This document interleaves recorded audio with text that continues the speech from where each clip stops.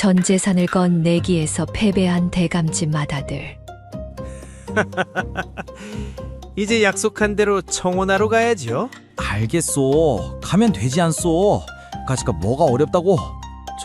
저기 나와 혼인을 해주시겠소? 저 말인갑쇼? 저야 땡큐지요. 전기수야담을 찾아주셔서 감사합니다. 구독과 좋아요는 사랑입니다. 이야기 한 판 시작해보겠습니다. 조선 팔도에 돈 많고 시간 많은 한량은 발에 채도록 널렸으나 한양 세도가 김판서, 댁 3대 독자 윤보만한 위인은 없었습니다. 그는 발에 흙 묻히는 것을 죽기보다 싫어하여 대문 밖을 나설 때면 늘 하인들의 등판을 밟고 가마에 올랐고 중국산 최고급 비단이 아니면 몸에 두드러기가 난다며 엄살을 피우기 일쑤였습니다. 그의 콧대는 남산 봉수대보다 높았고 자존심은 대궐 담장보다 두터웠습니다. 화창한 봄날, 꽃향기가 흐드러지는 한양 최대의 기방 청운각 특실. 윤보는 최고급 비단 방석에 삐딱하게 기대앉아 하품을 찍뱉으며 투덜거렸습니다. 아함, 재미없다, 재미없어. 술맛도 밍밍하고 계집들 치마폭도 다 거기서 거기고 뭐 좀 쌈박한 재미없느냐? 그러자 맞은편에 앉아있던 친구 도경이 눈을 번뜩이며 입꼬리를 올렸습니다. 이조판서 댁 차남인 도경은 겉으로는 윤보와 호영호재했으나 속으로는 윤보의 엄청난 체력과 수려한 외모에 깊은 열등감을 느끼고 있었습니다. 그는 오늘이야말로 저 콧대 높은 놈을 바닥으로 끌어내리겠다고 작정한 참이었습니다. 도경이 짐짓 걱정스러운 표정을 지으며 윤보의 속을 긁기 시작했습니다. 이복의 윤보, 자네가 심심한 것도 무리는 아니지. 허나 요새 한양 바닥을 들썩이게 하는 그 소문은 아직 못 들었나 보군. 청운각 별채에 새로 들어온 기생 초선이 말일세. 도경의 입에서 낯선 이름이 나오자 윤보의 귀가 솔깃해졌습니다. 도경은 뜸을 들이며 술잔을 채웠습니다. 콧대가 얼마나 높은지 정승 대감들이 천냥을 싸들고 와도 눈길 한 번 안 주고 돌려보냈다더군. 듣자 하니 재물보다는 사내의 기계와 학식을 본다는데 아무래도 자네처럼 풍류만 즐기는 한량은 그 여자의 눈에 차지도 않을 걸세. 천하의 김윤보라도 이번만큼은 어림없지. 친구들의 비웃음 섞인 시선이 윤보에게 꽂혔습니다. 그것은 윤보가 가장 참지 못하는 종류의 것이었습니다. 감히 돈과 외모로 안 되는 여자가 있다니, 게다가 나를 무시하다니. 윤보의 얼굴이 울그락불그락 달아올랐습니다. 그는 쥐고 있던 합죽선을 태각 펴며 코웃음을 쳤습니다. 기가 막혀서 내가 누군지 알고 내가 마음만 먹으면 초선이 아니라 초선이 할미라도 내 품에 안겨. 미끼를 물었다 싶은 도경은 기다렸다는 듯 품에서 미리 준비한 종이와 붓을 꺼내며 베기를 박았습니다. 말은 청산유수지. 자네가 정글이 자신만만하다면 증명해보게나. 사흘, 딱 사흘 주지. 그 안에 초선의 정표인 옷가락지를 받아오면 우리 넷이 모은 돈 1000냥을 자네에게 주겠네. 1000냥이면 한양 노른자위 땅에 기와집 10채를 사고도 남는 거금이었습니다. 하지만 윤보의 눈에는 돈 따위는 보이지 않았습니다. 오직 구겨진 자존심을 회복해야겠다는 오기만이 가득했습니다. 그러나 도경이 내건 패배의 조건은 가혹하다 못해 굴욕적이었습니다. 허나 자네가 실패한다면 자네가 가진 여주, 땅 2000평을 내놓게. 그리고 벌칙이 하나 더 있네. 저기 시장통 떡집의 뚱녀 복희를 아는가? 쌀가마니만 한 덩치에 멧돼지 같은 힘을 가진 그 노처녀 말일세. 만약 자네가 지면 그 여자에게 가서 정식으로 청혼하고 혼례를 올리는 거야. 좌중에서는 복희의 그 거대한 풍채와 산적 같은 외모를 떠올리며 폭소가 터져 나왔습니다. 하지만 윤보는 아랑곳하지 않았습니다. 감히 기생 따위가 자신을 거부할 리 없다고 확신했기 때문입니다. 윤보는 망설임 없이 종이에 붉은 지장을 꾹 눌렀습니다. 재밌군. 아주 재밌어. 내 기꺼이 그 내기에 응해주마. 하지만 그것은 윤보의 인생을 나락으로 떨어뜨릴 치명적인 덫이었습니다. 내기가 시작된 첫날, 윤보는 자신의 필승 전략인 재력을 과시하기 위해 중국산 비단 열필과 금놀이개를 들고 초선의 방을 찾았습니다. 그러나 방문은 열리지 않았고 안에서는 초선의 차가운 목소리만 흘러나왔습니다. 비단 색깔이 촌스러워 눈이 시리군요. 시골 장터에서 주워오셨습니까? 도로 가져가십시오. 첫날은 처참한 문전박대였습니다. 오기가 생긴 윤보는 둘째 날, 당대 최고의 시인을 거금을 주고 매수해 구구절절한 연설을 대필하여 보냈습니다. 하지만 돌아온 것은 갈갈이 찢긴 종이 조각뿐이었습니다. 글씨가 지렁이 기어가는 것 같아 읽을 수가 없군요. 무식한 티가 납니다. 둘째 날은 학식에 대한 조롱과 개망신이었습니다. 조선은 이미 도경에게 뒷돈을 받고 윤보를 철저히 짓밟기로 약조가 되어 있었던 것입니다. 운명의 사흘째 밤, 윤보는 최후의 수단으로 술에 잔뜩 취해 초선의 방으로 쳐들어갔습니다. 억지로라도 옷가락질을 뺏어올 심산이었습니다. 하지만 기다리고 있던 것은 옷가락지가 아니라 굵은 소금 세례였습니다. 어디서 날파리 같은 놈이 꼬여서 썩 꺼져라. 재수없다. 초선이 부른 왈패들에게 두들겨 맞고 기방 대문 밖으로 내동댕이 쳐진 윤보는 흙바닥에 처박힌 채 가시 찌그러지고 옷이 찢어진 몰골이 되었습니다. 그때 어둠 속에서 도경과 친구들이 나타났습니다. 그들은 내기 계약서를 흔들며 윤보의 품에서 땅 문서를 강탈해 갔습니다. 윤보가 울며 불며 사정했지만 도경은 냉혹하게 마지막 벌칙을 상기시켰습니다. 약속은 약속이지. 날이 밝으면 시장통 떡집으로 가게나 복희 낭자가 서방님을 기다리고 있을 테니 다음 날 아침 시장통은 구경꾼들로 인산인해를 이루었습니다. 천하의 김판서 댁 아들이 떡집 노처녀에게 장가간다는 소문에 구경꾼들이 구름대처럼 몰려든 것입니다. 윤보는 친구들에게 양팔을 붙들려 이진사댁 떡집 앞으로 끌려갔습니다. 그곳에는 소문무성한 복희가 떡매를 치고 있었습니다. 쌀가마니 두 개를 합친 듯한 거대한 덩치, 터질 듯한 팔뚝, 땀에 젖어 번들거리는 둥근 얼굴. 그녀가 떡매를 내려칠 때마다 땅이 울렸고 윤보의 심장도 덜컥 내려앉았습니다. 쿵, 쿵. 윤보는 죽고 싶은 심정으로 그 앞에 무릎 꿇려졌습니다. 그는 제발 복희가 자신을 미친놈 취급하며 뺨을 때리고 거절해 주길 간절히 빌며 떨리는 입을 열었습니다. 나 김판서 댁 윤보라 하오. 낭자의 넉넉한 풍채에 반해버렸소. 부디 나와 혼인해 주시오. 떡매질을 멈춘 복희가 땀을 닦으며 윤보를 내려다 보았습니다. 윤보의 머리 위로 거대한 그림자가 드리워졌습니다. 한양 최고의 미남이, 그것도 양반집 도련님이 자기 같은 노처녀에게 청혼하다니. 복희는 서른이 다 되도록 산에 손 한 번 못 잡아본 모태솔로였습니다. 속사정이야. 어찌됐든 복희에게는 굴러들어온 떡이나 다름없었습니다. 복희의 입꼬리가 귀에 걸리며 호탕한 목소리가 시장통을 울렸습니다. 어머나, 이게 웬 횡재야. 좋소. 갑시다, 시집. 복희가 떡매를 내던지며 윤보의 손을 덥석 잡았습니다. 손뼈가 으스러질 듯한 악력에 윤보가 비명을 질렀습니다. 아니 낭자. 잠깐만. 생각을 좀 더 해보고. 하지만 복희는 단호했습니다. 그녀는 윤보가 도망갈세라 손목을 꽉 쥐며 외쳤습니다. 생각은 무슨. 사나이가 칼을 뽑았으면 무라도 썰어야지. 여보, 오늘부터 일일이요.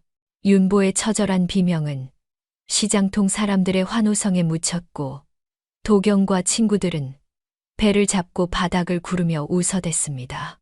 천하의 세도가 자제와 시장통 떡집, 뚱녀의 기상천외한 혼인 소식은 삽시간에 한양 바닥으로 퍼져나갔습니다.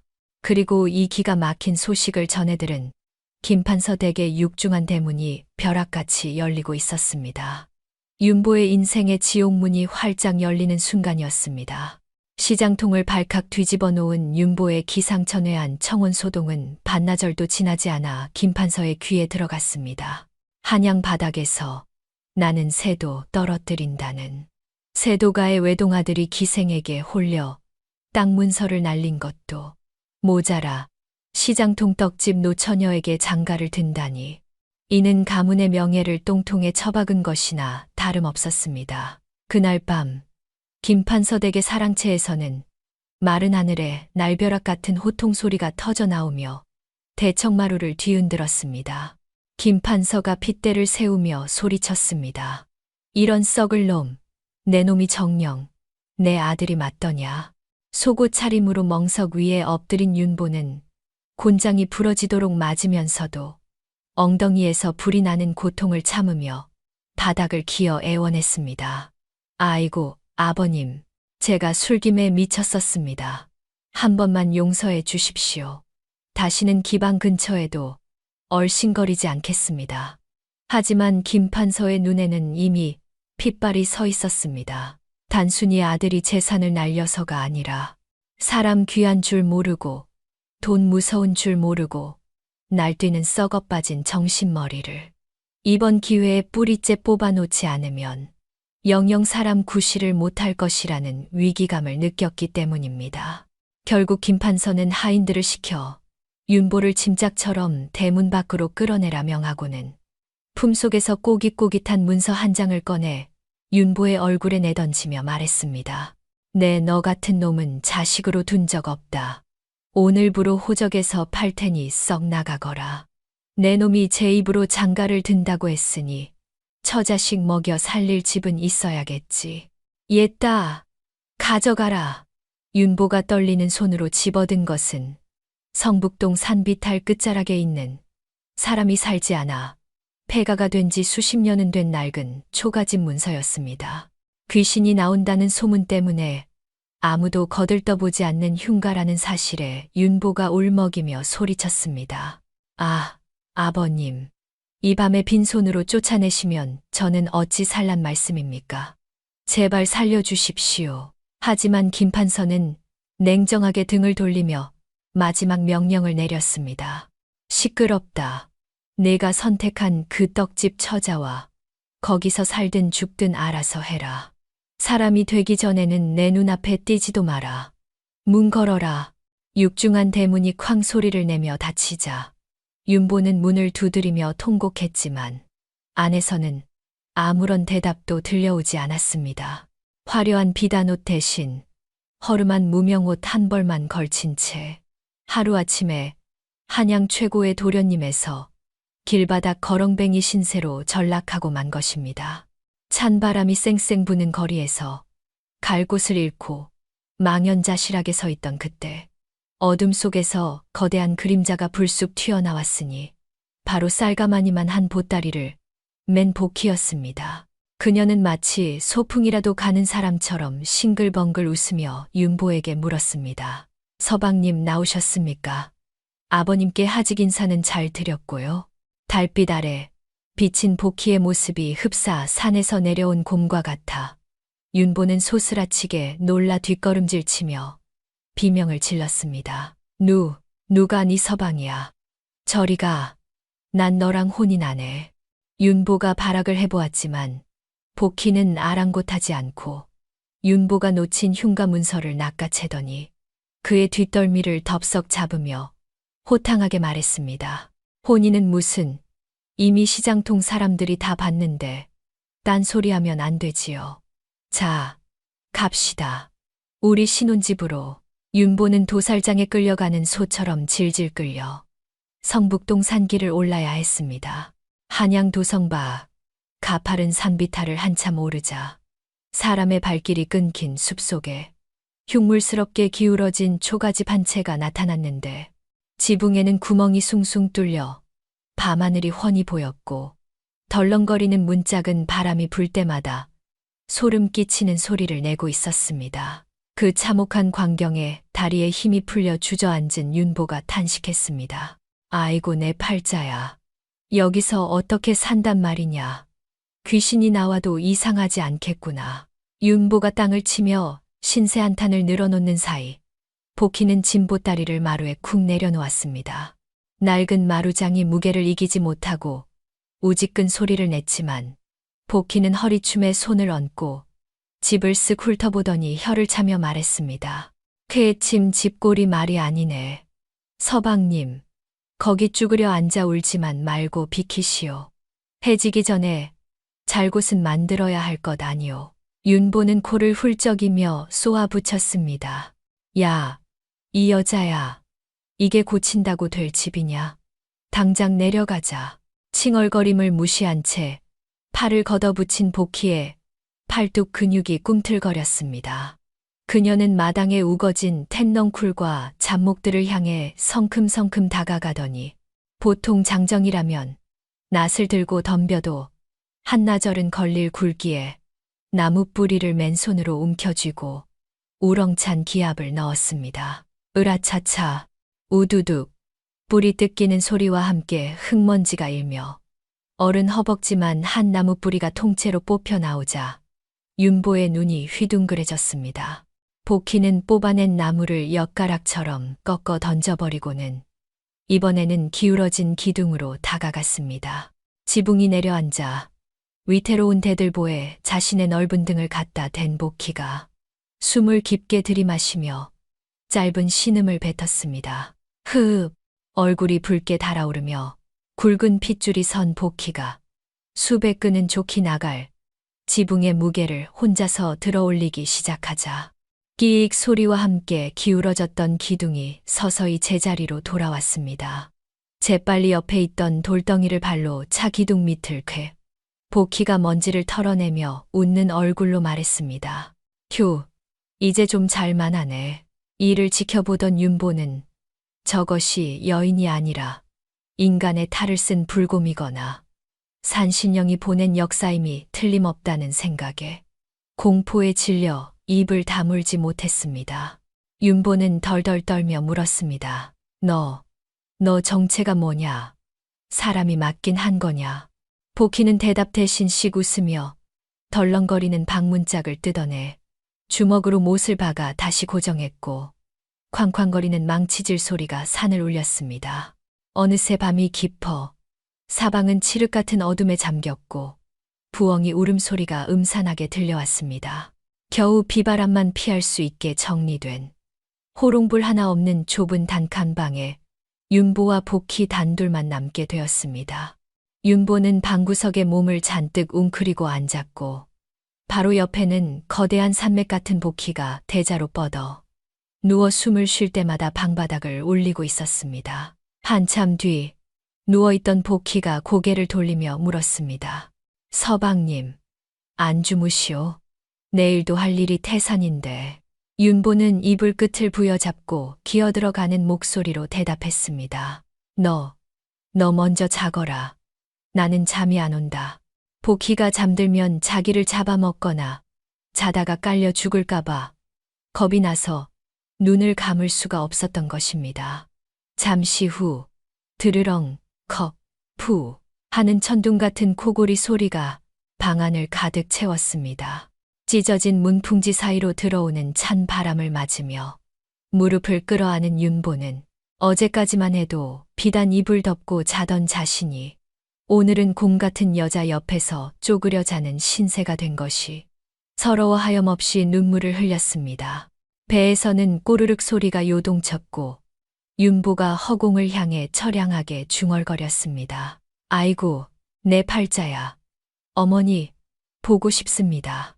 한양 최고의 한량 김윤보의 처절한 신혼생활은 성북동 귀신도 도망갈 복희의 코골이 소리와 함께 막을 올리고 있었습니다. 산속 흉가의 아침은 유난히 차고 시렸는데 숭숭 뚫린 지붕 사이로 들어온 햇살이 얼굴을 찔러대자 윤보는 끙끙 앓는 소리를 내며 겨우 눈을 떴습니다. 딱딱한 마루바닥에서 웅크리고 잔 탓에 온몸의 뼈마디가 비명을 지르는 듯 했으나 더 큰 문제는 천지개벽하듯 울려 퍼지는 뱃속의 요란한 소리였습니다. 꼬르륵.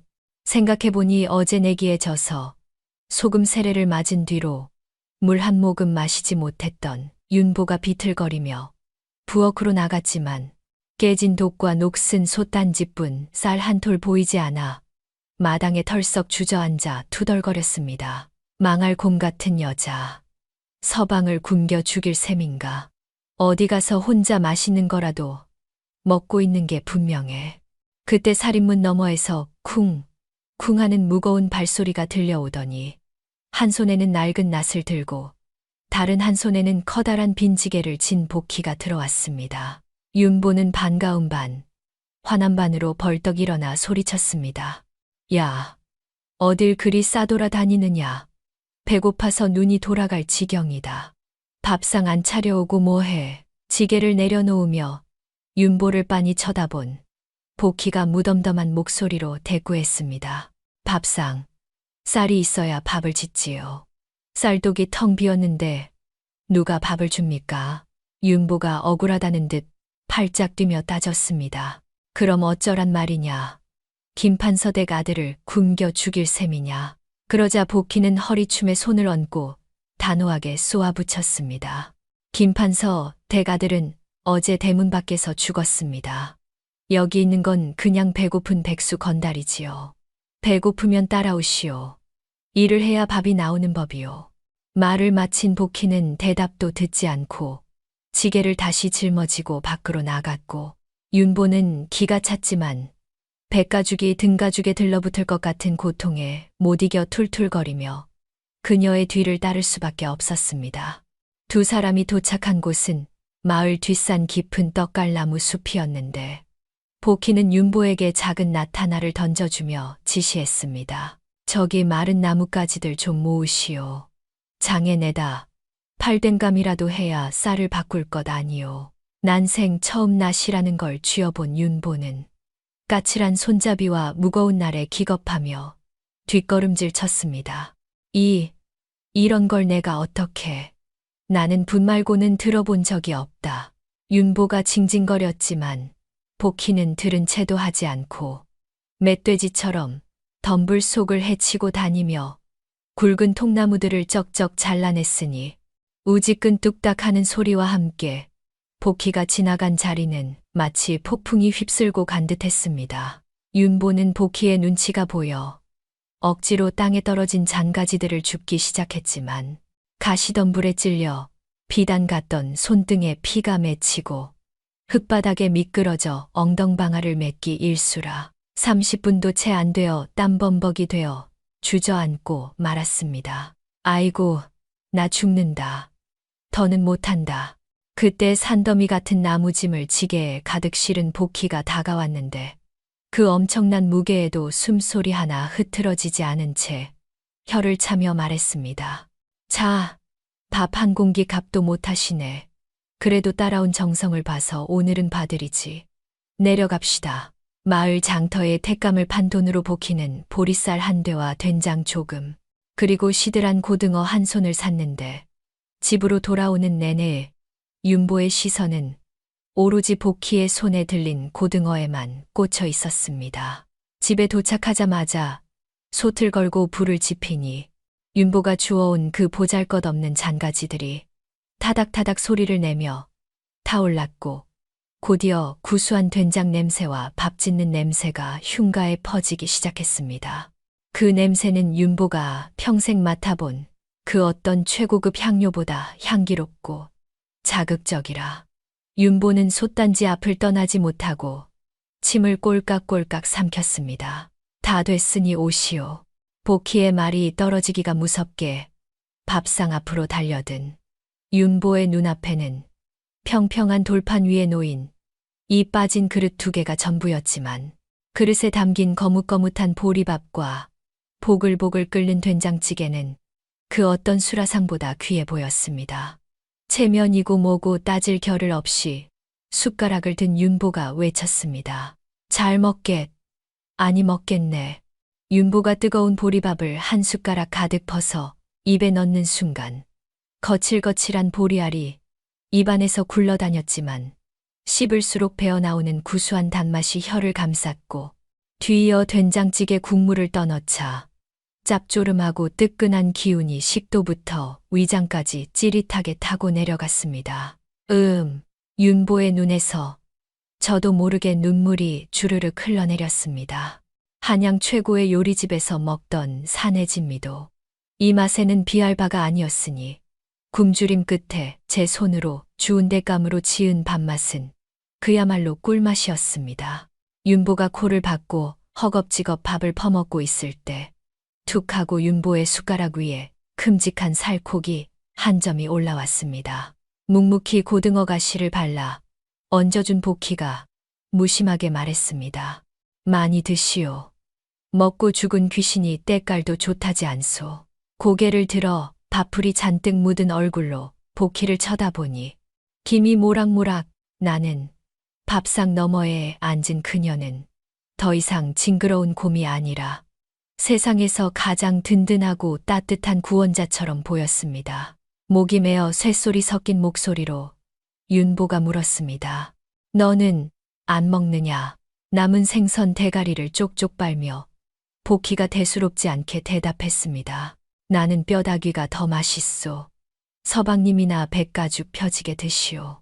윤보는 말없이 고등어 살을 입에 넣는데 비릿하면서도 고소한 기름기가 입안 가득 퍼지자 눈물을 훔치며 밥그릇을 싹싹 긁어 비웠습니다.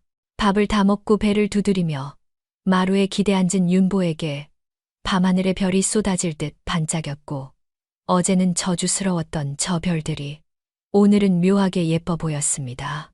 불룩 나온 배를 문지르며 윤보가 속으로 중얼거렸습니다. 그래, 일단 살고 봐야지. 이 여자가 밥 하나는 기가 막히게 하는구나. 하지만 윤보는 몰랐습니다. 복희가 장터에서 쌀을 살 때 떡집 딸이라는 것을 숨기기 위해 일부러 먼 옆 동네까지 다녀왔다는 사실을, 그리고 윤보가 잠들면 몰래 나가 굶고 있는 아랫마을 아이들에게 남은 떡을 나눠주고 온다는 사실을 말입니다. 철없는 서방님을 먹여 살리기 위한 복희의 육아일기, 아니 남편 개조 작전은 이제 막 첫 숟가락을 떴을 뿐이었습니다. 보리밥 한 그릇에 감동하여 눈물을 쏟은 지도 보름이 지났건만 윤보의 몸에 밴 허세와 일확천금의 꿈은 여전히 빠질 줄을 몰랐습니다. 복희가 떡을 팔러 나간 사이 윤보는 마루에 누워 빈둥거리며 어떻게 하면 힘든 노동 없이 예전의 부귀영화를 되찾을 수 있을까 궁리만 하고 있었습니다. 에잉, 내가 나무나 하려고 태어난 몸은 아닌데 한 방이 필요해. 한 방이. 그러던 어느 날 장터 어귀를 어슬렁거리던 윤보의 눈에 솔깃한 광경이 들어왔으니 허름한 행색의 노인이 비단 보자기에 쌓인 족자 하나를 들고 지나가는 사람들에게 애원하고 있는 것이었습니다. 이게 우리 집안 대대로 내려오는 고려청자. 아니, 고려시대 명화 산수도인데 급전이 필요해. 단돈단량에 파는 거요. 한양놈들이 그림 볼 줄을 몰라 이 귀한 걸 거들떠보지도 않으니 원통하구나. 윤보의 귀가 번쩍 뜨였습니다. 고려시대 산수도라면 부르는 게 값인 보물이 아니던가. 윤보는 자신이 청운각에서 풍어를 읊던 가락이 있으니 그림 보는 눈은 있다고 자부하며 노인에게 다가갔습니다. 여보시오, 노인장. 그 그림 좀 봅시다. 노인이 펼쳐 보인 그림에는 웅장한 산새와 기묘한 소나무가 그려져 있었는데 윤보가 보기에는 먹의 농담이 예사롭지 않아 보였습니다. 윤보가 침을 꼴깍 삼키며 물었습니다. 이게 정말 고려 때 물건이요. 내가 보기엔 분놀림이 범상치 않은데. 노인이 윤보의 옷차림을 훑어보더니 비록 옷은 남루 하나 귀티가 흐르는 얼굴을 보고는 은밀하게 속삭였습니다. 도련님은 눈이 아주 밝으시구려. 사실 이건 100냥을 받아도 모자란 물건인데 내 당장 약값이 급해 단량에 넘기는 거요.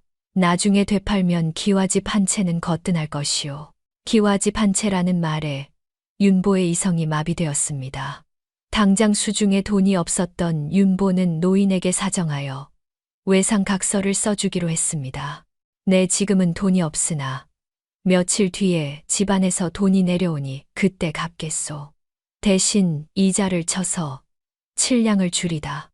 윤보는 또다시 붉은 지장을 꾹 눌러 각서를 써주고는 족자를 품에 안고 덩실덩실 춤을 추며 흉가로 돌아왔습니다. 해질녘 떡을 다 팔고 돌아온 복희 앞에서 윤보는 의기양양하게 족자를 펼쳐 보이며 큰 소리쳤습니다. 부인, 이제 고생 끝이오. 내 탁월한 안목으로 고려시대 보물을 단돈단양 빚으로 사왔소. 이걸 되팔면 우리는 다시 기와 집으로 가는 거요. 하지만 윤보의 예상과 달리 그림을 들여다보는 복희의 표정은 차갑게 식어갔습니다. 떡매를 치던 무식한 손이라 여겼건만 그림을 만져보는 복희의 손길은 감정사처럼 섬세하고 예리했습니다. 복희가 한숨을 푹 쉬며 물었습니다. 서방님, 이거 산 노인이 수염이 허옇고 눈이 뱀눈처럼 찢어진 자가 아닙니까? 윤보가 깜짝 놀라 되물었습니다. 아니, 부인이 그걸 어찌 아시오? 복희는 대답 대신 족자를 둘둘 말아 한쪽에 던져두며 말했습니다. 당하셨습니다. 그 자는 장터를 돌며 가짜 그림을 파는 사기꾼입니다. 이 그림은 고려시대 물건이 아니라 저기 아랫마을 김씨가 지난달에 그린 습작입니다. 윤보는 펄쩍 뛰며 부정했습니다. 무슨 소리? 내 눈은 못 속인다니까. 여자가 뭘 안다고 그래. 바로 그때 살인문이 부서져라 걷어차이며 험상밋은 사내들이 들이닥쳤습니다. 낮에 본 노인은 온데간데 없고 몽둥이를 든 왈패들이 윤보가 써준 각서를 흔들며 소리쳤습니다. 여기 그림값 떼먹고 도망친 놈이 있다지. 당장 7냥을 내놓지 않으면 뼈를 추려주마. 사기꾼들이 본색을 드러낸 것이었습니다. 윤보는 공포에 질려 복희의 등 뒤로 숨으며 벌벌 떨었습니다. 아이고, 사람 살려. 부인, 어서 저놈들을 힘으로 좀 내쫓아 주시오. 당신 힘세지 않소. 왈패들이 비웃으며 다가오자 복희는 몽둥이를 든 그들 앞을 태산처럼 가로막고 섰습니다. 윤보는 복희가 떡매를 휘두르듯 저들을 날려버릴 거라 기대했으나 복희의 입에서 나온 것은 거친 고함이 아니라 차분하고 서늘한 논리였습니다. 복희가 바닥에 떨어진 족자를 주워 왈패들 면전에 펼쳐 보이며 또렷하게 말했습니다. 여보시오들, 장사를 하려면 제대로 알고나 사기를 쳐야지. 무식하면 용감하다더니 딱 그 짝이구려. 왈패 두목이 멈칫하며 물었습니다. 뭐라, 무식? 복희는 그림의 오른쪽 구석에 찍힌 붉은 낙관을 손가락으로 가리키며 설명했습니다. 이 그림은 고려시대 산수도라 했는데 여기 찍힌 낙관을 보시오. 병진년이라 적혀 있지요. 고려 500년 역사상 이 화풍이 유행했던 시기에 병진년은 없었소. 게다가 이 종이의 재질을 보시오. 이것은 당나무 껍질을 거칠게 갈아 만든 저지인데 이런 방식의 재지술은 불과 10년 전부터 민간에 보급된 것이오. 고려 그림이 10년 전 종이에 그려졌다. 이게 말이 된다고 생각하시오? 복희의 입에서는 종이의 재질부터 역사적 연도, 화풍의 특징까지 막힘없이 흘러나왔습니다. 윤보는 턱이 빠질 듯 입을 벌리고 복희를 쳐다보았습니다. 떡만 파는 줄 알았던 아내에게서 서당 훈장님보다 더 깊은 학식이 쏟아져 나오고 있었기 때문입니다. 복희는 당황한 왈패들에게 얘기를 박듯 서슬퍼렇게 호통쳤습니다. 관아에 가서 따져볼까. 경국대전 형전에 이르길 위조된 물건으로 백성을 기망하여 재물을 취한 자는 장형 100대에 처하고 그 노역을 시킨다고 명시되어 있소. 내 지금 당장 이 그림을 들고 사또 나으리께 갈 터이니 곤장 100대를 맞고 싶으면 어디 한번 돈을 내놓으라. 지져보시오. 복희의 기세와 해박한 법률 지식에 질린 왈패들은 서로의 눈치만 살피더니 재수없게 똑똑한 년을 만났네 하며 꽁무니가 빠지게 도망치고 말았습니다. 순식간에 상황이 정리되자 복희는 아무 일 없었다는 듯 족자를 아궁이 속에 처박아 불쏘시개로 써버리고는 윤보를 돌아보며 혀를 찼습니다. 서방님, 껍데기만 번지르르한 것에 속지 마시오. 진짜 보물은 눈이 아니라 머리와 가슴으로 보는 겁니다. 앞으로 한 번만 더 이런 헛짓거리를 하면 그땐 제 손에 뼈가 추려질 줄 아시오. 그날 밤 윤보는 잠이 오지 않아 뒤척이다가 희미한 호롱불 아래 앉아있는 복희를 보았습니다. 그녀는 떡 냄새 나는 작업복 대신 깨끗한 무명옷을 입고 윤보가 가져온 낡은 서책을 넘기고 있었습니다. 호롱불 빛을 받아 진지하게 빛나는 복희의 눈동자는 낮에 보았던 곰 같은 여인의 것이 아니었습니다. 책장을 넘기는 손길은 우아했고 글을 읽어내려가는 입술은 지적인 기품이 흘렀습니다. 윤보는 침을 꿀꺽 삼키며 생각했습니다. 저 여자, 대체 정체가 뭐지? 힘만 센 떡집딸이 아니었어. 곰 가죽을 쓴 여우인가? 아니, 여우라기엔 너무 멋있지 않은가? 윤보는 평생 처음으로 여인의 외모가 아닌 그 안에 담긴 지성에 가슴이 두근거리는 묘한 경험을 하게 되었습니다. 뚱뚱한 몸집은 그대로였지만 윤보의 눈에 비친 복희는 그 어떤 절세미인보다도 거대하고 빛나는 존재로 다가오기 시작했습니다. 철없는 남편, 윤보가 껍데기를 깨고 아내의 진면목을 발견한 이 밤, 흉가의 밤 공기는 어제보다 조금 더 따스하게 흐르고 있었습니다.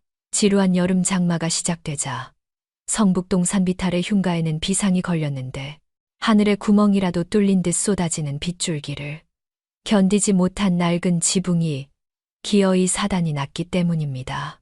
천장 곳곳에서 빗물이 줄줄 새어 들어와 방바닥이 흥건해지자 윤보는 냄비와 바가지를 총동원하여 빗물을 받아내느라 정신이 없었습니다. 아이고, 이게 집이냐 물바다냐. 자고 일어나면 물에 둥둥 떠다니게 생겼다. 윤보가 울상을 지으며 호들갑을 떨고 있을 때 지붕을 올려다보던 복희의 눈매가 매섭게 변했습니다. 이대로 두었다가는 석가래가 썩어 지붕 전체가 무너질 판이라 판단한 복희는 망설임 없이 밖으로 뛰쳐나갔습니다. 서방님은 안에서 물이나 퍼내시오. 내 지붕을 손보고 오리다. 거센 비바람이 몰아치는데도 복희는 미끄러운 집단을 움켜쥐고 지붕 위로 성큼성큼 기어 올라갔고 그 위태로운 모습을 문틈으로 지켜보던 윤보의 가슴이 콩알만해졌습니다. 아무리 천하장사 복희라 해도 빗물에 젖은 초가 지붕은 얼음판처럼 미끄러웠기 때문입니다. 복희가 젖은 집단을 걷어내고 새 짚을 덮으려 안간힘을 쓰던 그때 번쩍하는 섬광과 함께 우르릉 쾅 천둥이 내리꽂혔습니다. 으악! 놀란 복희가 발을 헛디디며 지붕 아래로 굴러떨어졌고 쿵하는 둔탁한 소리와 함께 진흙탕 속에 처박히고 말았습니다. 기겁한 윤보가 맨발로 뛰쳐나갔습니다. 부인, 괜찮소. 진흙 범벅이 된 복희는 고통스러운 신음을 흘리며 발목을 잡고 뒹굴고 있었는데 평소 같으면 툭 털고 일어났을 그녀였지만 이번에는 발목이 퉁퉁 부어오른 것이 예사롭지 않아 보였습니다. 윤보는 덜덜 떨리는 손으로 복희를 일으키려 했으나 빗물을 머금은 옷과 복희의 거대한 몸집은 바위처럼 꿈쩍도 하지 않았습니다. 젠장. 내가 이럴 때 힘을 쓰지. 언제 쓰냐. 으라차. 윤보는 젖먹던 힘까지 짜내어 복희를 등에 업으려다 실패하고 결국 질질 끌다시피 하여 방으로 데려왔습니다.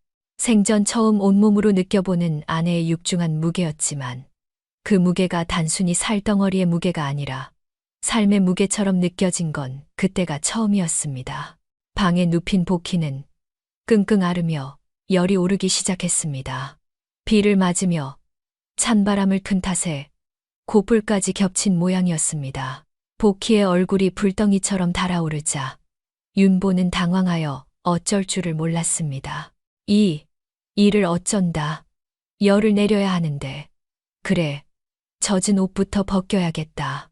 윤보가 급한 마음에 복희의 옷고름에 손을 대려는 순간 혼미하던 복희가 화들짝 놀라며 윤보의 손을 거칠게 쳐냈습니다. 안 돼.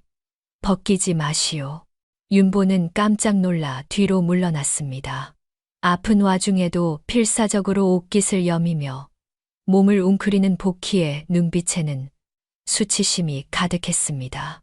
자신의 뚱뚱하고 볼품없는 살결을 남편에게 보이기 싫은 여인의 자존심임을 알아챈 윤보는 가슴이 찡해졌습니다. 알겠소.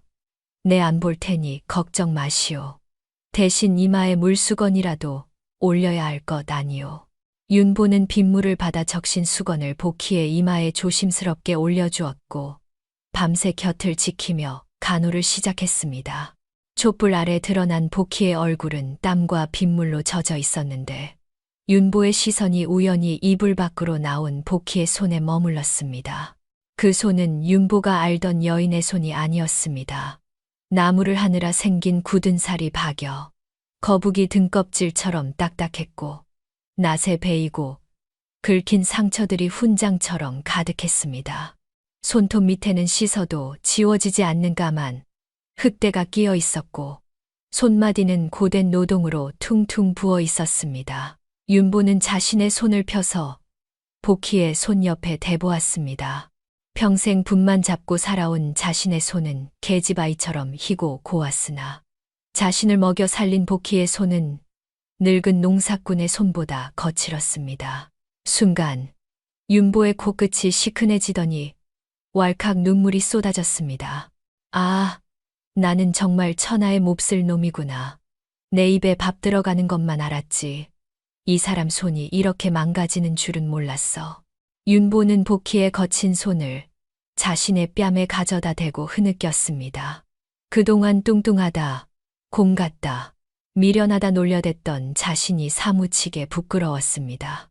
겉모습은 자신이 더 번지르르 할지 몰라도 진짜 아름다운 것은 자신을 위해 진흙탕을 구르고 가시덤불을 헤쳐온 이 여인의 헌신이었습니다. 윤보가 잠든 복희의 손을 어루만지며 속삭였습니다. 부인, 미안하오. 내 맹세코, 다시는 당신을 부끄러워하지 않으리다. 누가 당신을 뚱보라 욕하면 내 주둥이를 찢어버릴 것이고 누가 당신을 무시하면 내 그놈 뼈를 추려놓겠소. 당신은 내게 과분한 연꽃 같은 사람이요. 진흙탕 속에서 피어난 연꽃이 가장 고귀하다 했던가요. 윤보의 눈물 젖은 고백을 들었는지 끙끙 앓던 복희의 표정이 한결 편안해지며 옅은 미소가 번졌습니다. 다음 날 아침, 비는 그치고 맑은 햇살이 창호지 문을 뚫고 들어왔습니다. 눈을 뜬 복희는 자신의 손을 꼭 잡고 잠든 윤보를 발견했습니다.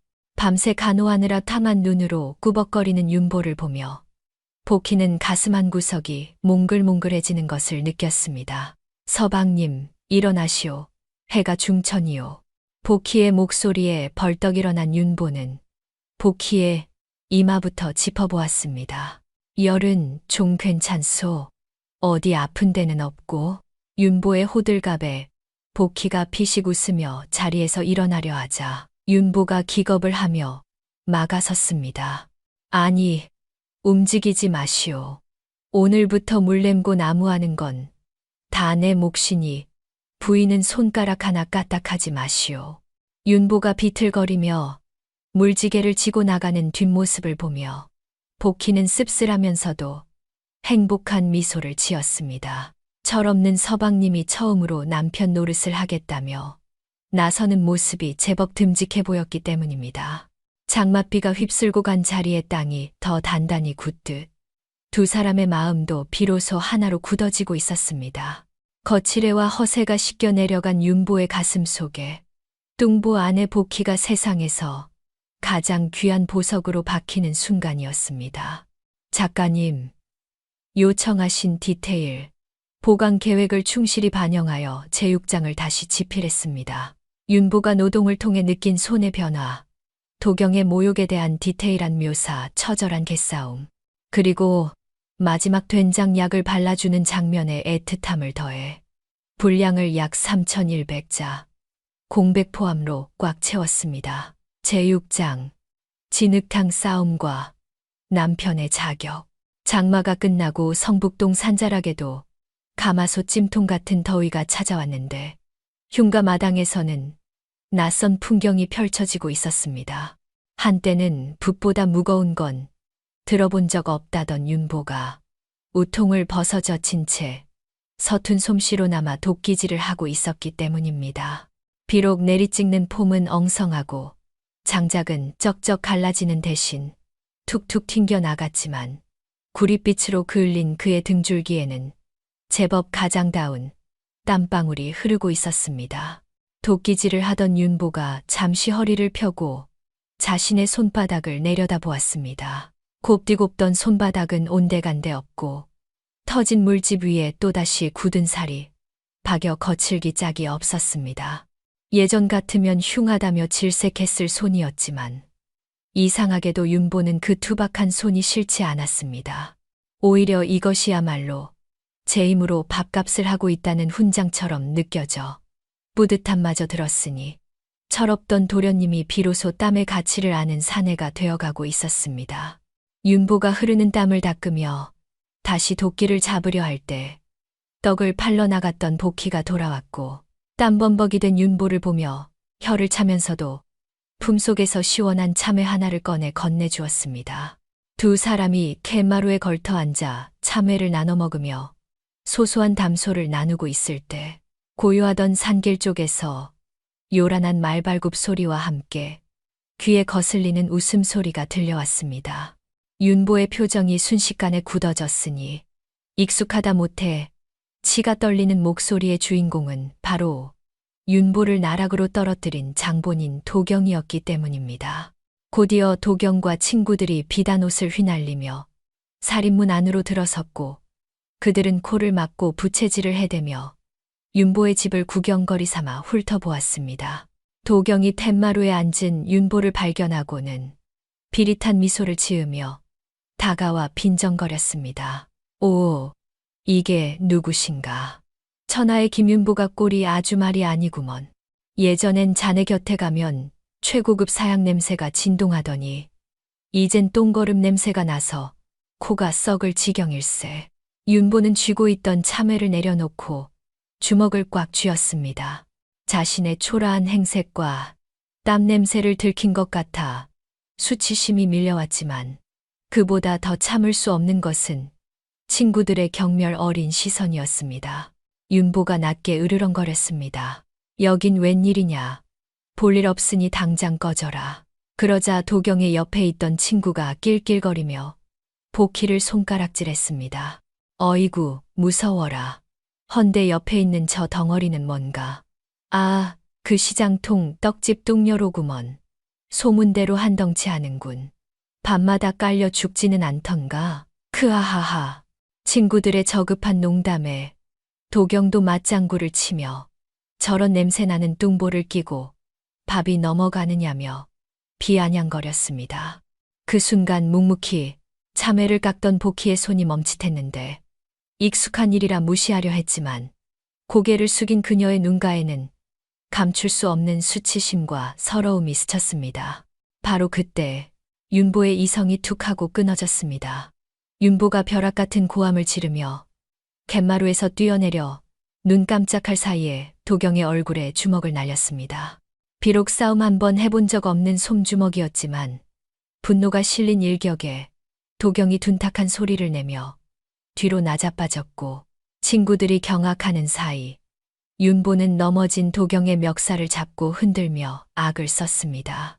내 욕하는 건 참아도 내 사람 욕하는 건 못 참는다.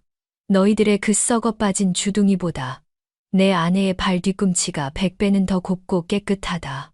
순식간에 흉가마당은 난장판이 되었습니다. 도경의 친구들이 때로 덤벼들어 윤보를 짓밟기 시작했고 윤보는 진흙탕을 구르며 무차별적으로 쏟아지는 발길질을 온몸으로 받아내야 했습니다.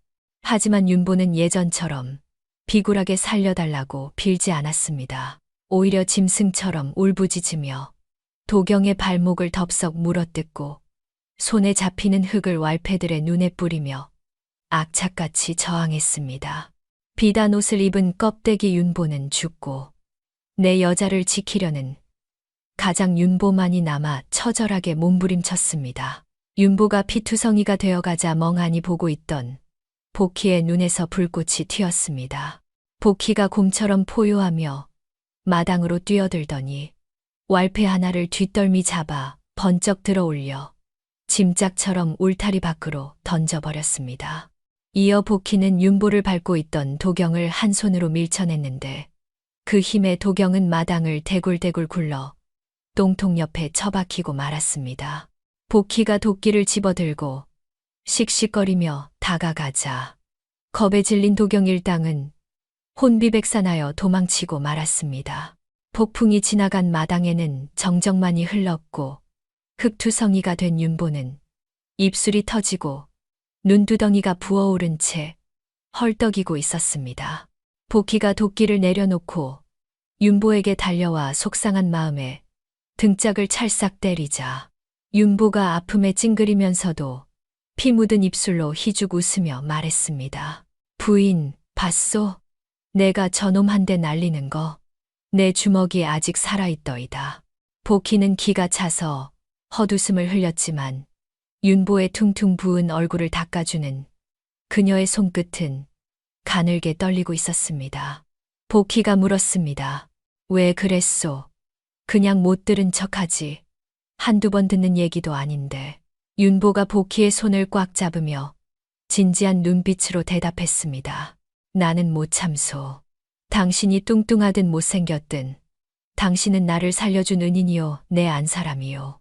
껍데기만 번지르르한 저놈들보다 땀 흘려 일하는 당신이 내 눈에는 천하절색 양귀비보다 더 예쁘단 말이요.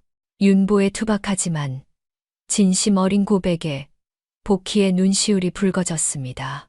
그동안 숱한 조롱을 받으면서도 눈물 한 방울 흘리지 않던 천하장사 복희였지만 남편의 맹목적인 편들기 앞에서는 그저 여린 여인이 되고 말았습니다. 말없이 윤보를 번쩍 들어올린 복희에게 윤보가 당황하며 소리쳤습니다. 부인, 내려주시오. 남사스럽게. 복희는 윤보를 어린아이처럼 가슴에 안고 방으로 들어가며 퉁명스럽게 대꾸했습니다. 시끄럽소. 걷지도 못하는 주제에 방에 가서 약이나 바릅시다. 방 안으로 들어온 복희는 부엌에서 된장을 퍼와 윤보의 상처에 바르기 시작했습니다. 약이라곤 된장뿐인 가난한 살림이었지만 복희의 손길은 그 어떤 명의보다 조심스럽고 정성스러웠습니다. 된장이 상처에 닿자 쓰라림이 밀려와 윤보가 몸을 비틀었습니다. 아 따거. 아야. 부인, 살살 좀 하시오. 사람 잡겠소. 엄살을 부리는 윤보를 보며 복희가 짐짓 눈을 흘겼지만 그녀의 손은 더욱 부드럽게 상처를 어루만지고 있었습니다. 가만히 좀 계시오. 그러게 왜 겁도 없이 덤벼서 이 고생입니까? 얼굴이 아주 떡판이 되었잖소. 타박하는 복희의 목소리는 물기를 머금어 떨리고 있었고 윤보는 그런 아내의 얼굴을 물끄러미 바라보며 생각했습니다. 비단 이불보다 부드럽고 그 어떤 요람보다 편안한 품이 바로 여기에 있다고. 진흙탕 싸움 끝에 윤보는 진짜 남편의 자격을, 복희는 평생 기댈 수 있는 내 편을 얻게 된 것이었습니다. 성북동 산자락에 찬바람이 불고 눈이 쌓였다가 다시 진달래가 피어나는 동안 흉가에서는 밤낮 없이 책 읽는 소리와 활시위를 당기는 소리가 끊이지 않았습니다. 떡집일을 마치고 돌아온 복희는 피곤한 기색도 없이 병법서를 읽어주며 윤보의 스승 노릇을 자처했고 윤보 역시 복희의 헌신에 보답하고자 손가락에 피가 맺히도록 활을 쏘고 또 쏘았습니다. 드디어 운명의 날, 한양 도성에서 열린 무과 시험장에서 윤보는 그동안 갈고 닦은 기량을 유감없이 발휘했습니다. 그가 쏘아올린 화살은 백발백중 관역의 정중앙을 꿰뚫었고 말 위에서 창을 휘두르는 기세는 마치 전장을 호령하는 장수와 같았습니다. 과거 껍데기만 요란했던 한량 김윤보는 온데간데 없고 눈빛이 살아있는 진짜 무인이 그곳에 서 있었던 것입니다. 장원, 김판서 댁 아들 김윤보가 장원이요. 합격자 명단. 맨 꼭대기에 자신의 이름이 붙자 윤보는 그 자리에 주저앉아 통곡했고 소식을 들은 김판서 역시 맨발로 뛰어나와 아들을 얼싸 안았습니다. 호적에서 파내어 쫓아냈던 못난 아들이 어사화를 머리에 꽂고 금이 환영했으니 김판서 가문의 경사에 온 한양이 들썩거렸습니다. 며칠 뒤 김판서 댁에서는 아들의 장원 급제를 축하하는 성대한 연회가 열렸습니다. 마당에는 소를 잡고 돼지를 잡는 냄새가 진동했고 내로라 하는 양반들과 구경꾼들이 구름대처럼 몰려들었습니다. 비단 옷으로 갈아입은 윤보는 늠름한 자태로 하객들의 축하를 받았는데 사람들의 시선은 윤보의 옆에 서 있는 여인에게로 쏠렸습니다. 그 여인은 바로 윤보의 아내 복희였습니다. 그녀는 여전히 쌀가마니만 한 덩치를 자랑하고 있었지만 윤보는 조금도 부끄러워하지 않고 복희의 두툼한 손을 꽉 잡은 채 당당하게 연회장 중앙으로 걸어 들어갔습니다. 하지만 수군거리는 소리는 막을 수 없었으니 여기저기서 킥킥거리는 비웃음이 들려왔습니다. 저기 좀 보게. 장원 급제한 새신랑 옆에 웬 곰이 서 있어. 칭, 윤보가 출세는 했으나 조강지처가 저 모양이라 어찌 얼굴을 들고 다니겠나. 그때 연회장 입구 쪽이 소란스러워지더니 술에 잔뜩 취해 옷고름이 풀어헤쳐진 사내 하나가 비틀거리며 난입했습니다. 바로 도경이었습니다. 윤보가 정신을 차리고 무과 준비에 매진하는 동안 도경은 도박과 향락에 빠져 가산을 탕진하고 몰락해가고 있었던 것입니다. 도경은 붉게 충혈된 눈으로 윤보와 복희를 번갈아 보며 비아냥거렸습니다. 크하하, 이게 누구신가? 장원 급제하신 김윤보 나으리 아니신가? 그런데 옆에 있는 그 떡덩어리는 아직도 달고 다니는가? 출세했으면 이제 좀 버릴 때도 되지 않았나? 잔치집 분위기는 순식간에 찬물을 끼얹은 듯 싸늘해졌고 윤보의 얼굴이 분노로 일그러졌습니다. 김판서가 노발대발하여 하인들에게 소리쳤습니다. 뭐 하느냐? 저 미친놈을 당장 끌어내지 않고. 하지만 윤보는 아버지를 제지하고 도경 앞으로 걸어 나갔습니다. 주먹을 불끈 쥔 윤보가 나서려는 찰나 복희가 윤보의 앞을 막아섰습니다. 그녀는 태산처럼 듬직한 등판으로 남편을 보호하며 도경을 향해 차분하고 서늘한 목소리로 물었습니다. 도경 도련님, 오랜만이십니다. 헌데 그 입은 여전히 거름통보다 더럽군요. 도경이 코웃음을 치며 침을 퀹 뱉었습니다. 뭐라, 이 천한 떡집년이 어디서 양반에게 말대꾸야. 내년 꼴을 봐라. 비단 옷을 입혀놔도 돼지목에 진주 목걸이지. 윤보 저 놈이 내기에서 져서 억지로 데리고 사는 걸 천하가 다 아는데 어디서 고개를 쳐들어. 복희는 도경의 모욕에도 눈 하나 깜짝하지 않고 품속에서 붉은 보자기에 쌓인 문서 한 장을 꺼냈습니다. 그리고는 보란듯이 쫙 펼쳐 도경의 눈앞에 들이밀었습니다. 이게 뭔지 기억하시지요? 문서를 본 도경의 눈이 튀어나올 듯 커졌고 술기운이 확 달아나는 듯 얼굴이 하얗게 질렸습니다. 그것은 다름 아닌 1년 전 윤보가 내기에 져서 도경에게 뺏겼던 여주 2000평 땅 문서였습니다. 당황한 도경이 말을 더듬으며 뒷걸음질 쳤습니다. 이걸 내가 어찌. 이건 내가 며칠 전에 투전판 비 때문에 판 것인데. 복희가 문서를 탁탁 털며 좌중에게 들리도록 또랑또랑하게 말했습니다. 맞습니다. 도련님이 투전판에서 돈을 잃고 급전이 필요해 헐값에 내놓은 이 땅 제가 샀습니다. 연 회장이 술렁이기 시작했습니다. 시장 통떡집 딸이 무슨 돈으로 그 큰 땅을 샀단 말인가? 사람들의 의아한 눈빛을 읽은 복희가 여유로운 미소를 지으며 말을 이었습니다. 서방님이 공부하시는 동안 저는 놀고만 있었겠습니까? 제가 만든 떡이 맛있다고 소문이 나서 대박이 난 건 다들 아실 테고 그 돈을 허투루 쓰지 않고 도련님 같은 한량들이 빚 때문에 내놓은 알짜배기 땅들에 투자를 좀 했지요. 덕분에 우리 서방님 잃어버린 땅도 찾고 곳간도 넉넉히 채웠습니다.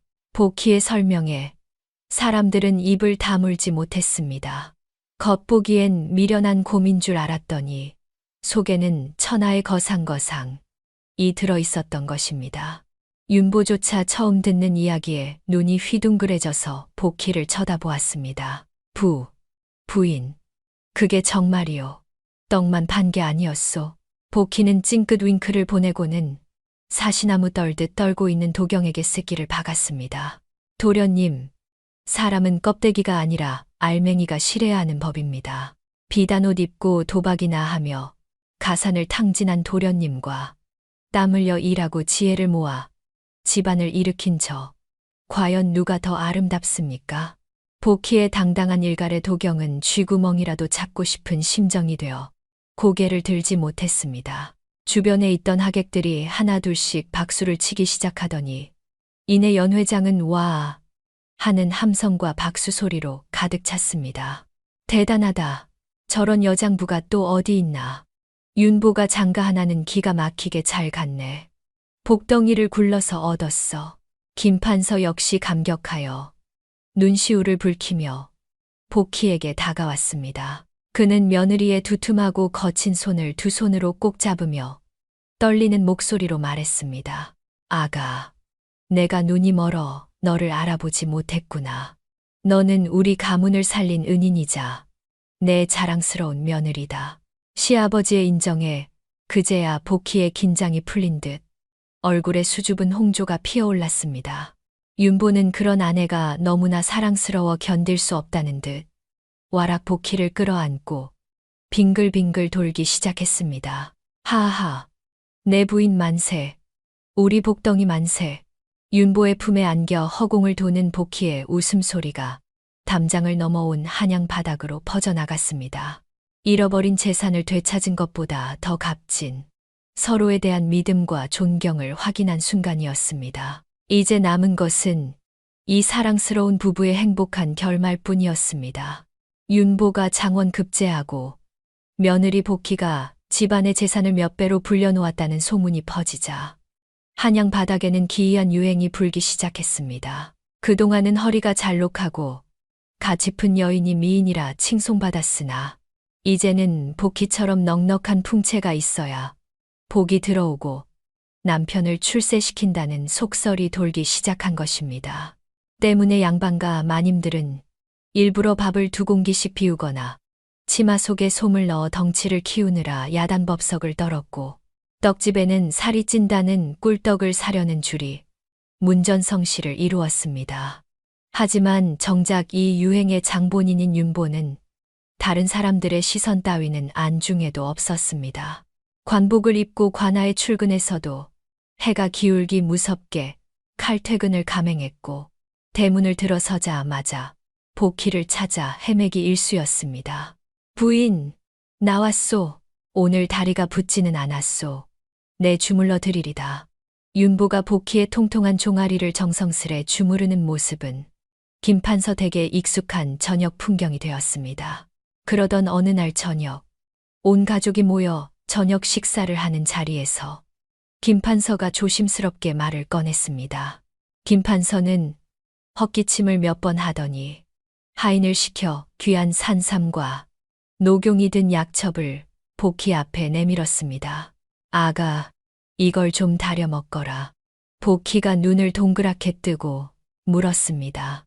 아버님, 제가 어디 아파 보이십니까? 저는 돌도 씹어 먹을 만큼 튼튼합니다만. 김판서가 난처한 듯 머리를 긁적이며 대답했습니다. 그게 아니라 이제 윤보도 조정에 나가는 관리이고 너도 정경 부인 높은 벼슬아치에 아내 소리를 듣게 되었으니 몸매 관리를 좀 하는 게 어떨까 싶어서다. 이 약을 먹으면 식욕이 좀 줄고 붓기가 빠져서 홀쭉해진다고 하더구나. 시아버지는 며느리를 위해 비싼 돈을 들여 다이어트 약을 지어온 것이었습니다. 복희는 잠시 밥숟가락을 내려놓고 자신의 불룩한 배를 내려다보았습니다. 남편의 체면을 생각하면 아버님 말씀이 틀린 것도 아니었기에 복희는 씁쓸하게 웃으며 대답하려 했습니다. 네, 아버님 뜻이 정 그러시다면 제가. 바로 그때 밥을 먹던 윤보가 숟가락을 탕하고 내려놓으며 벌떡 일어났습니다. 아버님, 지금 무슨 말씀을 하시는 겁니까? 살을 빼라니요. 윤보의 갑작스러운 고함에 김판서와 복희가 깜짝 놀라 쳐다보았습니다. 윤보는 복희 앞에 약첩을 낚아채더니 단호하게 외쳤습니다. 이 약은 필요 없습니다. 그리고 부인, 당신도 밥숟가락 다시 드시오. 밥알 하나라도 남기면 내가만 안 있겠소. 김판서가 기가 막혀 물었습니다. 아니 이 녀석아, 나는 며느리 건강도 생각하고 네 체면도 세워주려고. 윤보는 복희의 곁으로 가서 그녀의 든든한 어깨를 감싸 안으며 열변을 토했습니다. 체면이요. 아버님, 이 사람의 뱃살이 어떤 뱃살인지 아십니까? 제가 흉가에서 추위에 떨 때 저를 녹여준 난로였고, 제가 세상살이에 지쳐 쓰러질 때마다 편히 기댈 수 있었던 세상에서 가장 포근한 베개였습니다. 그리고 이 듬직한 등판은 우리 집안이 무너지지 않게 버텨준 기둥이란 말입니다. 윤보의 눈가가 촉촉해지더니 목소리가 떨려왔습니다. 남들이 뚱뚱하다 곰이다 욕해도 제 눈에는 이 넉넉함이 복이고 평화입니다. 만약 부인이 살을 빼서 홀쭉해진다면 저는 집을 나가겠습니다. 저는 푹신한 제 아내가 좋단 말입니다. 윤보의 절절한 뱃살 예찬론의 김판서는 할 말을 잃고 껄껄 웃음을 터뜨렸고, 복희는 얼굴이 홍당무가 되었지만 입가에는 숨길 수 없는 행복한 미소가 번졌습니다. 결국 그날 저녁, 복희는 다이어트 약 대신 갈비찜을 한 그릇 더 비웠고, 윤보는 흐뭇하게 그 모습을 지켜보았습니다. 며칠 뒤, 윤보는 복희와 함께 오랜만에 장터 나들이를 나갔습니다. 비단 옷을 입고 하인들을 거느린 두 사람의 행차에 시장 상인들이 굽신거렸습니다. 그때 떡집 골목 어귀에서 악취가 진동하는 거지 무리가 시선을 끌었습니다. 개밥 그릇 같은 찌그러진 바가지를 들고 지나가는 사람들에게 구걸을 하고 있는 꼴이 말이 아니었습니다. 한 푼만 줍쇼. 배고파 죽겠습니다. 윤보는 그 목소리가 낯익어 걸음을 멈추었습니다. 때가 꼬질꼬질한 얼굴에 듬성듬성 빠진 머리, 초점 없는 눈동자. 그는 다름 아닌 도경이었습니다. 가산을 탕진하고 빚쟁이들에게 쫓기다 결국 거지가 되어 시장 바닥을 전전하고 있었던 것입니다. 윤보가 복희를 보며 나지게 말했습니다. 도경일세. 도경도 화려한 행차의 주인공이 윤보와 복희라는 것을 알아보고는 수치심에 얼굴을 감싸고 도망치려 했습니다. 과거 윤보를 껍데기만 번지르르 한 놈이라 비웃었지만 정작 껍데기만 쫓다가 알맹이 없는 빈털터리가 된 것은 도경 자신이었습니다. 윤보가 도경을 붙잡으려 하자 복희가 제지했습니다.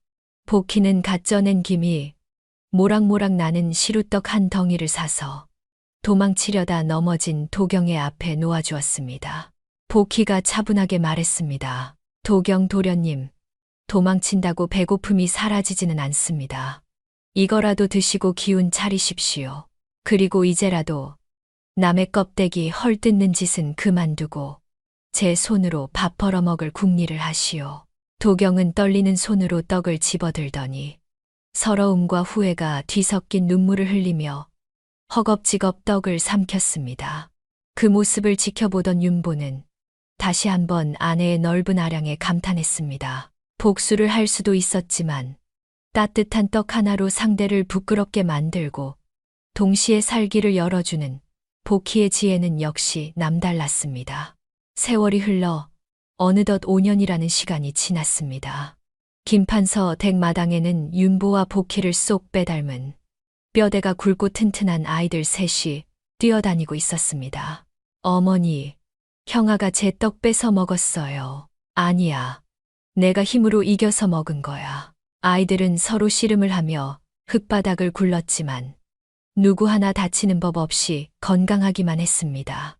그 모습을 흐뭇하게 바라보던 윤보와 복희는 마당 한편의 평상에 나란히 앉아 더위를 식히고 있었습니다.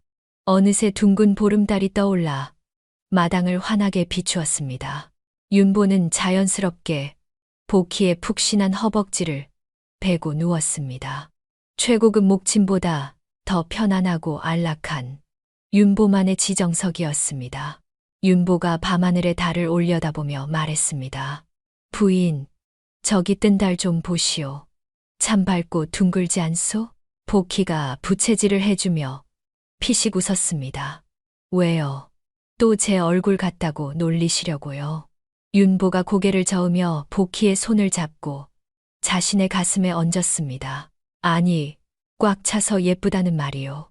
모자람 없이 넉넉하고 어둠을 밝혀주는 저 달이 꼭 당신 같아서 하는 말이요.